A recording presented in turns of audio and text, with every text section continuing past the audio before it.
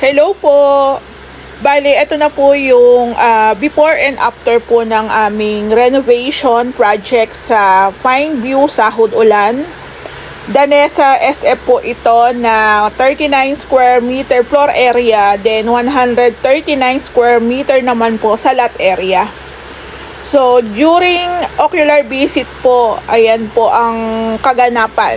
So, tiningnan po namin ni Ray yung location area ni Sir. Para ma-figure out din namin kung gaano kalaki po yung pinaka-extension. So, kung mapapansin nyo po, maliit lang ang bahay. Ang pinaka-extension po is malaki. So, sa ocular visit po namin ni Ray, may fee po na 1K dito po sa Cavite area. Ayun, pasensya na, tumuloy man po kayo sa hindi, nag-ocular visit naman po kami, pero may minimal pilang gawa ng, syempre, pamasahe rin, panggasolina, tsaka yung abala rin po sa oras. So, kung wala pong kaso sa inyo, okay naman po namin yan puntahan. So, eto po, chinek namin yung unit ni Sir, nakita namin yung extension, nakita po namin yung kabuuhan. Tapos nga po pala dito, kasama na rin po yung plano. Nagpakita na rin po sila ng pinakaplano po nila dito sa bahay. So, meron po kami magiging guide na kung sakali po magtuloy sa amin si Sir, is meron kaming plano na susundan. Actually, kailangan talaga ng plano kasi sa permit pa lang, pag gumalaw po tayo sa pinaka-extension po ng ating bahay, kailangan po ng plan. Kailangan po ng permit. Hindi po tayo pwedeng basta na lang magpagawa ng bakod, magpagawa ng gate. Hindi po pwedeng ganon. So, sa mga pa-housing, may mga tinatawag po tayong permit. Ayan po. So, kung makita nyo po itong aking vlog, kung taga Cavite area lang po kayo, ayan, open naman po kami, basta po full renovation, katulad po nitong unit ni Sir. Actually, bago po si Sir tumuloy sa amin, may mga iilan na rin po siya na pagtanungan. Ayan po. At saka ito po si Sir, nagsabi rin po siya ng pinaka-budget niya sa amin. So, doon pa lang, nakita na nila kung pasok ba sa budget nila or hindi. So, ito na po yung mga naging kaganapan. Dahil tumuloy na po si Sir sa amin, naghintay po kami ma-release ang pinaka-permit. At pwede na po tayong gumalaw sa extension. Sa amin nga po pala, once na tumuloy kayo sa amin, ang inuuna po talaga namin dyan is yung ating extension. Yung pinakababa po ng unit, tambakan po yan ng materyales. So, ang inuuna po namin is extension, tsaka po yung taas. So, dito po sa unit nila, Sir, sabihin ko na po yung pinaka total cost. Umabot po ito ng 2.1 million labor at saka po materials. May kasama na pong ilang appliances at saka furniture. So, medyo mahal dahil nakabase po kami sa plan. Yung gumawa po ng plan dito is malalaking bakal po ang nakalagay. So, bilang may-ari at bilang kontraktor, kung ano po yung nakalagay sa plano, yung po ang susundin namin. Ito po yung plano ng ating client. Ayan po. So, sa paghuhukay pa lang po ng pinaka-extension para po sa ating mga poste, masyado nang matrabaho. Ang lalim po niyan halos nasa 1 meter. Kasi kung ano po yung nakasaad doon sa ating plano, yun po ang sinusundan namin. Ayan po. So, pahukay, pahakot ng lupa, expenses din po yan. So, sa amin, ang nagiging procedure po namin, once na naging nag-close deal na, una po talaga dyan yung extension, then pahakot ng lupa. Hukay muna, then pahakot po ng lupa. Tsaka po natin siya papasukan ng mga materyales. Kasi kung mapapansin nyo po, sa dami ng tambak na lupa, wala na po tayong pupwestuhan ng mga materyales. Ayan po. So, nung una, parang malaking hamon to sa amin kasi nakasanayan po namin lumina lang ang ginagawa namin. Usually, 42 by 54 square meter hanggang 78 square meter pa lang ang nagagawa namin. Ito po, 100 139 square meter lot area. So, merong extension, tapos meron pang pinakabakod. So, ayan po, konti-konti na po kami nagpapasok ng materyales. Ito nga po pala, sabihin ko lang din po sa inyo, i-share ko po sa inyo na sa materyales po, hiwalay. So, pwede po si client ang mag-asikaso ng materyales, maglilista lang po kami. Pwede rin naman po niya sa amin ipagkatiwala. So, marami rin po kami mga clients abroad. Kung kayo po is naghahanap na mapagkakatiwala ang contractor, baka pwede niyo po kami i-consider. Ayan po.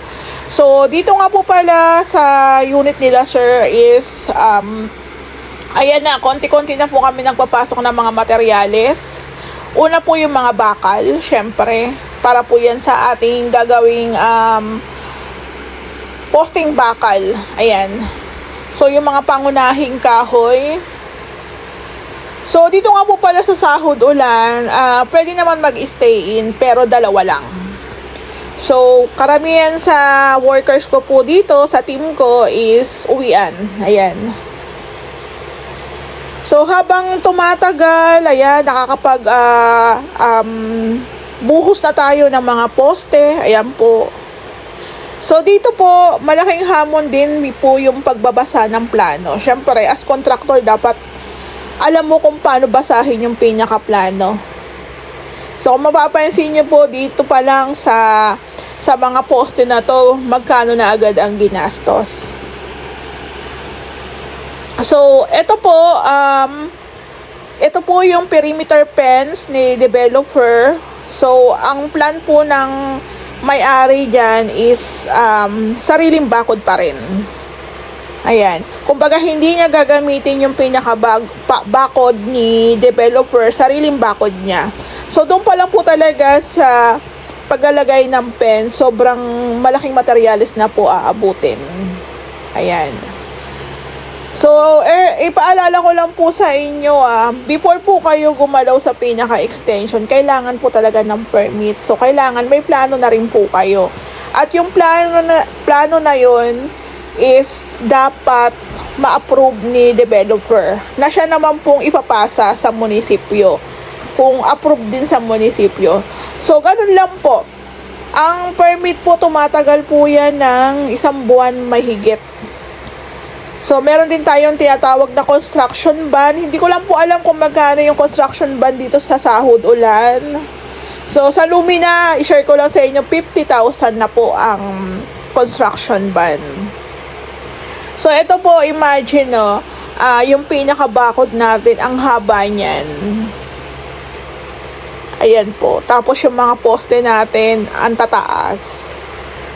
So, kung matatandaan ko lang, ang pagkakaalam ko, 16mm po yata ang mga bakal na ginamit dito. Ayan. So, konti-konti na po nagkakaroon ng improvements. Kung mapapansin nyo, meron tayong bakod, meron pa tayong pinaka-extension. Ito po yung tinatawag nating room nila office room nila sa pinaka-baba. Ayan. So, sa Lumina kasi ang ginagawa lang namin parang back extension lang. Sagad na. So, ito po, may extension.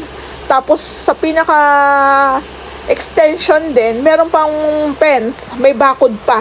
Ayan po. Tapos, meron din silang setback dito. Ayan po. So, ito yung sariling bakod ni sir. Ayan. Tapos dito pa, meron tayong extension ng bathroom, kitchen, tsaka po yung dito sa kanilang laundry area. Ayan. O, diba? So, guys, kung ako po ang tatanungin at doon po sa mga walang alam o no ideas, sa extension po talaga ang malaki ang gastusan pagdating sa materyales. Siyempre, pagdating sa extension, maghuhukay, lalagyan ng mga posting bakal, asintada, plastering, flooring. Unlike po sa pinaka-existing na unit, ano bang gagawin doon? Magta-tiles, magpipintura, 'di ba? So, mga ganun lang, magkikisame. Dito talagang from zero, mag-i-start ka, 'di ba? Hanggang patayuan mo siya ng extension, ng bakod. So, doon sa 2.1, lagpas po doon yung kanilang materyales. Lagpas po ng 1M yung kanilang materyales. Ayan. So, ito po, i-consider nyo rin na malayo to. Kasi sahod ulan to. So, from Lumina, ang biyahe rin po namin is nasa 30 minutes mahigit. So, asikaso rin po namin yung ibang materyales, minsan yung may-ari. Tapos, ito na guys, papasok na tayo sa pag-roofing. Roofing pa lang, metal trusses pa lang po, sobrang mahal na ng isang bakal na yan, ng isang tubular na yan, diba? Siyempre, kami as contractor, hiwalay po ang labor sa materials. Hindi po namin yan titipirin. Yung matitibay na po at makakapal na metal tubulars po ang o-orderin namin, siyempre. At syempre, yun din po ang gusto ng may-ari, na matibay na yung gagamitin nating mga materyales. Ayan. So, ito nga po, ang naka-slab lang po dito is yung CR lang, tsaka po yung kanyang kitchen area. The rest, roofing na, diba? Pero, umabot na po sila ng 1M plus. So, syempre, itong mga pinto, mga accessories, kasama rin po yan. Ayan o, diba? So, kasama rin po dyan yung mga demolition, yung mga pinagtibagan, kasama rin po yan sa ipapahakot. So, expenses din yan. So, sa amin po, kung naghahanap kayo ng mapagkakatiwala ang contractor, kami na yon, char. Pero ito nga po yung sinasabi ko sa inyo, panoorin nyo lang po yung aming vlogs para po makita nyo, malaman nyo kung paano po yung aming pinakaproseso. Ang sabi ko nga po sa inyo, minsan nasa abroad po yung mga clients namin, minsan nasa Manila, minsan nandito lang sa Cavite, pero busy, may mga trabaho. Kami na lang po ni Ray ang nag-aasikaso dyan. So, isa rin po sa nagpamahal ng renovation dito is yung mga pinto, bintana na pinagtatanggal. Kasi papalitan ng bagong pinto. Lalagyan ng sliding. So, ayun. Nasasabi ko na po sa inyo yung mga pinagkahagastusan dito ni client ko. So, sa pag-install po ng ating roofing, syempre may insulation din yan. Ayan po. Naka-insulation. Tapos yung long span po pala na ginamit namin dito is yung makapal. Si Sir po ang umorder niyan. Pinasadya po yung pinakasukat kasi ang naging suggestion po namin ni Ray is yung long span na gagamitin is wala na pong dugtong. Kumbaga, isang latagan na yon. Tapos nga po pala, ang pinakataas po pala ng bakod nila dito is 2 meters. Ayan. 2 meters sa Lumina 1.5 lang. So, kung mapapansin nyo, ganito po yung mga itsura ng mga bahay dito sa Pineview. Malalaki po yung kanilang extension talaga. Malalawak, kumbaga, sulit na sulit, lalo na kung 2-3 ang sasakyan mo. Kasyang-kasya talaga. Ayan. So, ito po si Sir dito sa Pineview. Siya po yung first client namin. Ang Ray House Makeover po, lumabas na po kami last year. 2024, nag-try na po kami lumabas ng Lumina. Kasi sabi ko nga po sa inyo sa vlog, si Ray nananawa siya sa Lumina. So, gusto niya pong matry ang ibang mga subdivision dito sa ating, sa Cavite po. Ayan. So, ito guys, after ng roofing, insulation, wirings naman po, tsaka metal framing para po sa pag-i-install ng ating metal spandrel. Metal spandrel na si Sir po ang umorder. Meron naman po akong supplier, pero sabi ko nga sa inyo, kung gusto nyo na kayo po ang kumontak sa mga supplier, pwede naman po. Kasi minsan, magkakaroon din kayo ng discount dyan. Ayan po. Sa ako, nakakakuha rin po ako ng discount, pero contractor price po yun. Kasi contractor discount, parang ganon. Pero syempre, sa clients, kung hihingi po kayo ng discount, pwede naman po yun. So, bali, ito na po yung ating kitchen area. Ayan, na-tiles na rin po siya. Pagdating po sa mga tiles, kulay at design, si client team po ang bahalang pumili dyan. Ang pagkakaalam ko po, dalawa ang pinag-orderan nila nito. Meron Tion Paul, meron din pong sa All Home. I mean sa Wilcon. Ayan, alam ko sa Wilcon po yung ibang tiles nila, sir. So, pagdating po dito sa taas, nag-start na rin po sila mag-room partition. Bali, 2 room partition po ito. Yung isa, yung master bedroom po, yun po yung malaki. Tapos yung isang maliit na kwarto, sa closet po nila yon. Dito po sa ating room partition, gamit lang po yung ating mga metal stud. Ayan po. Drywall partition po ito. So, ang gagamitin po natin dito is Shera board. Shera board na parehas lang po sa Hardiplex. Ang Hardiplex po kasi is nasa 500 plus po ang isa. Ang Shera board po is nasa 400 plus naman po ang isa. So, depende po sa inyo. Pero ang pinakagamit naming size is 1/4. So, I think Hardiplex o Shera board, kahit ano naman po pwede dyan. So, mas makapal, mas maganda. Syempre, mas makapal, mas mahal, di ba? So, ayun guys, drywall partition lang po ang prepared ng may-ari dito. Tapos, ang ginamit po na tiles dyan is 20 by 100. Tapos, ito naman po yung itsura ng balcony nila, sir. Bali, additional po ito. Yung pinaka-slab, bali, pina-extend na lang po nila as balcony na pwede po nila maging tambayan. Since limit na po yung budget, okay na po kay sir na ganito lang po muna. Ayan po. Tapos dito po sa pinaka-exterior wall natin, ayan, syempre kahit sabihin mong exterior yan, kailangan maayos pa rin po yung ating pagtatrabaho dyan. So, masilya, then pintura, pang exterior, ayan po. Ayan po yung ating setback na 1 meter.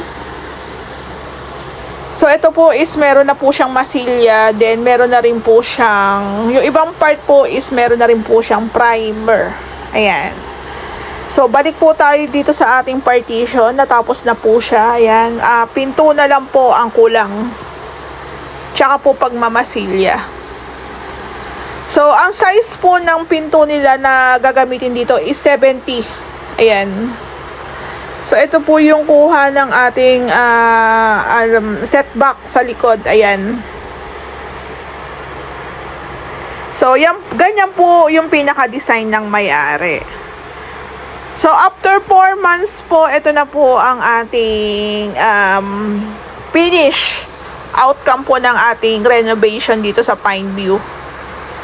Sa design po ng gate, nag-send lang po sila, sir, sa akin ng design. Ayan, horizontal po yan.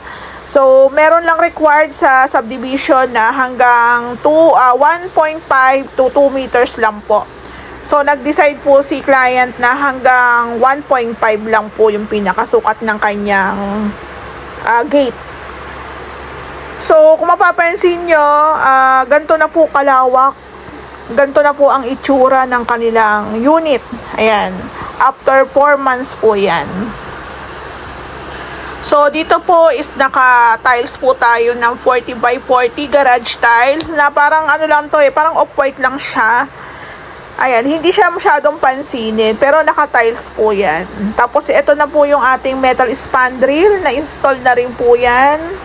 Sila, sir, po ang pumili. Tapos, meron tayong pin lights. Ayan, pin lights na lang po ang pinakabit ni Sir Chan. So, pwede naman po yun.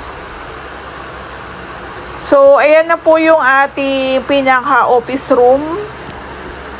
Dito nga po pala sa unit nila, sir, nagpalagay po sila ng mga grills sa mga bintana. For safety reason, nagpalagay po kasi sila ng sliding, pinalitan po yung mga bintana. So, for safety reason, pinahabol po ni sir yung pagpapalagay po ng grills. Ayan. So, meron tayong mga owning windows. Natanggal na po yung mga sticker niyan. Nalinisan na rin po siya. Ayan po. So, ang pagkakaalam ko po, ang pintura po yata nila dito sa labas is parang natural lang kung tool white. Natural lang po kung tool white. Ayan po. So, yung iba pong mga furniture doon na pwede na pong i-assemble. In-assemble na po namin yan. Ayan po. So, dito po nga po pala sa front, sa main door,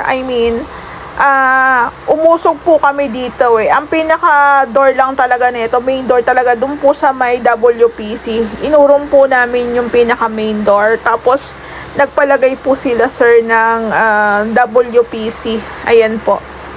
Parang divider po yan na parang hindi po kita agad yung pinaka bathroom tsaka po yung ating kitchen. As well, design na rin po yan. Ayan po. So, yung tiles po na ginamit dito is 60 by 60 ang pagkakaalam ko po, sa Tion Pool po yan. So, may iba pong mga nagko-comment sa aking page na mahihirapan daw pong ipasok yung ating mga gamit dahil hinarangan dito sa may main door. Actually, hindi naman kasi malaki po yung sa side. Ayan, meron pa po tong side. Tapos, meron din po silang back door. Tapos, ito nga po pala, ayan, ito rin po, grills din po ito na pinahabol ni sir, additional. So, ganito po yung pinaka-design talaga niyan. Si sir din po ang nag-send ng design niyan sa amin. So, ayan po, naka-jealousy po kasi yan, tapos may screen. So, bali, pinalagyan lang din niya ng grills for safety. Ayan. So, ganyan po talaga pinaka-design. Kasi sa page ko po may nagko-comment na baka daw po sumabit gawa ng or baka daw matusok. Pero hindi naman po. Hindi naman. So, ito yung WPC natin. Ang pagkakaalam ko nasa 500 plus po ang isa dyan. Ayan po. Ang ganda na, diba? Ang lawak. So, sa pinaka-loob po talaga, sa pinaka-unit, ito po yung huling gagawin o aayusin. Kasi dito po namin tinambak yung mga materialis dati. Yung mga semento, mga wires, adhesive, mga tiles para hindi po mawala. So, ito nga po sopa nakapasok, diba? So, sa amin, kung ano lang po yung instruction ng may-ari, kung ano po yung gusto nilang ipagawa, yun lang po yung sinusunod namin. So, yung iba pong mga accessories, in-install na rin po ni Ray, TV bracket. Ayan. Ito po sa ilalim ng hagdan, storage, open lang po siya. Ayan po, may mga gamit pa dyan. So, dito po, linis, tsaka retouch. Ayan po, ito yung bathroom na na-extend na po sa dulo. Ayan po. Ito po yung itsura niya. Yung mga tiles, sila client team po talaga ang pumili niya. Combination po nila yan. So, ang kulang na lang po dito yung lavatory cabinet. So, let's see kung makikita pa natin yon. Kasi ang pagkakaalam ko po dito, once na natapos na, lilipatan na po ng may-ari. Ayan. O, diba? Kompleto na. Sa pinaka-bathroom po, maraming nagtatanong kung magkano kadalasang gastos. Umaabot po yan ng mga 70K. Kasi accessories pa lang ang mahal na. Tapos ito po yung kanilang, yung sofa set, alam ko, nasa 13,000 plus yan. Tapos ito pong kanilang dining, parang nasa 12K plus naman. Ayan. Ang pagkakaalam ko, Mandawi po ata nila yan in order. Ayan po. So, linis, retouch, map, ayan po. So, dito nga po pala, wala nang cove ceiling dito. Pin lights lang ang pinalagay ni sir. Ito po yung sinasabi ko sa inyong WPC. Ayan, plastic po ito. Si Ray po ang nag-install nito. So, bali, ang pagkakaalam ko po, nasa 500 plus po ang isa niyan. Kasi 9 pieces po ito, umabot yata ng 5,000 plus. Ayan, no. So, kahit surface type na downlight lang, okay na rin po pala kahit hindi na tayo mag-cove light. Pero, syempre, depende po kasi. Depende pa rin po talaga sa gusto na ng papagawa. Ayan po. So, ito guys, pwede nyo rin itong gayahin. Magpalagay ng WPC divider. So, depende sa budget. Tapos, ito na po yung kanilang kitchen area. Yung kitchen area nila, nagpahabol po sila ng kitchen cabinets. Paglabas po ng Lumina, hindi po namin sinasama sa package ang kitchen cabinets. So, andito na po yung mga iilan nilang mga gamit. Ayan, appliances, saktong-sakto lang. So, bali tinanggal na rin po namin sa box para maipwesto na rin po namin siya. Ayan po. So, pati po yung sapi niya sa ilalim, nilatag na rin po namin. Yung patungan, yung patungan po ng rep. Tapos dito po sa ating kitchen, ayan po. Kahoy po ito, kahoy. Santa Clara po yung kanyang brand. Ayan po. So, pinahabol po sa amin to ni sir kasi yun nga, medyo mahal po ata sa aluminum cabinets. So, depende pa rin po. Ito yung ating ilalim ng cabinets. Tapos, ang ginamit nga po pala dito is continuous handle. Then, yung pintura po ng ating cabinets is parang off-white ng Davis. Ayan. So, doon pa lang sa continuous handle, mahal na rin po yan, di ba? So, pagdating sa kitchen cabinets, maraming mga accessories. Pull-out tray basket, ayan. Pwede po kayong bumili sa online, mas mura. Ito yung condiments rack natin. Ayan po. Ganyan po ang itsura niya. Tapos, ito po yung ating cutlery. Lalagyan po ng mga kutsara at tinidor. Mga kutsilyo, ayan. So, dito, drawer lang. Ayan. Cabinet lang. Tapos, dito po, may 3 tayong drawers. Ayan po. So, close.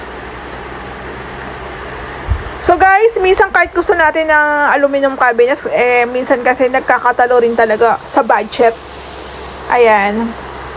Tapos, yung kanilang countertop po, ang ginamit yan is 60 by 120 na tiles. Ayan. Tapos yung kanilang pinaka-backsplash naman po, ang pagkakaalam ko sa Wilcon yan binili. 30 by 60, pinagpatong lang po siya. Bali, naging 60 cm na po ang sukat ng ating backsplash. Ito po yung kanilang washing. Dito po yung kanilang laundry area.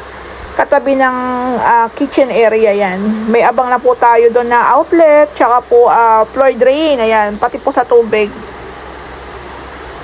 So, ito po yung kitchen area nila, diba? Okay na siya. Karamihan po sa ginamit na ilaw dito is puro pin lights. Ayan, puro pin lights lang. Okay din po pala siya. Parang isa lang po yung center light nila, yung sa dining lang po. So, ayun guys, sa cabinets pa lang, mahal na. Sa mga tiles pa lang, mahal na. So, i-consider mo talaga na mapapagastos ka ng malaki, pero sulit naman kasi naka-encounter sila ng contractor na maayos gumawa, walang scam kumbaga. Ayan yung ating rep. Sa rep po pala natin, pag maglalagay tayo ng abang, kailangan po medyo malaki ang space para makahinga po yung ating rep. Ayan po. Ayan, ang ganda na. Yung setup po ng dining, ganyan lang po. Bahala na po si client mag-arrange kung paano po. Tapos, ito po yung office room na sinasabi ko sa inyo. Ayan. So, naka-owning, di ba? May sliding. Ang ganda na. So, pagdating sa renovation, sa pinaka-extension, doon po talaga may plano. Pero pagdating po sa interior, bahala na po si client kung ano po yung magiging design niya. So, ito na po yung ating kwarto, master bedroom. Ayan, meron na rin pong bed foam. Ayan po siya, diba? So, naka-sliding tayo dito. Tapos, meron din pong grills. Tapos, pin lights na lang po ang ginamit. So, dito po yung kanilang closet. Ayan po. So, ganito po yung itsura niyan. So, bali guys, hindi ko na po siya na video na pa-landscape gawa ng naka-occupy na po kasi yung may-ari. So, noong time na bibidyoan ko po sana, hindi po namin nire mabuksan. So, at least ito po, ma-share ko sa inyo yung before and after renovation. 4 months po namin to. Ang kontrata po namin kay client is 3 to 4 months. So, nasa pool naman po namin yung 4 months. Ayan. Tapos, umabot po siya ng 2.1 million. Kasama na po yung labor dyan. Pero, ang materials po nila, kasama na po yung mga accessories, kasama na po yung ibang appliances at furniture. 1M plus po yun. So, ang labor po namin dito is hindi pa umabot ng 1M. So, ayun guys, kung gusto nyo magpagawa sa amin, i-message nyo lang po ako sa aming page, Ray House Makeover po. Kay Sir tsaka kay Ma'am po dito sa Sahod Ulan, marami pong salamat.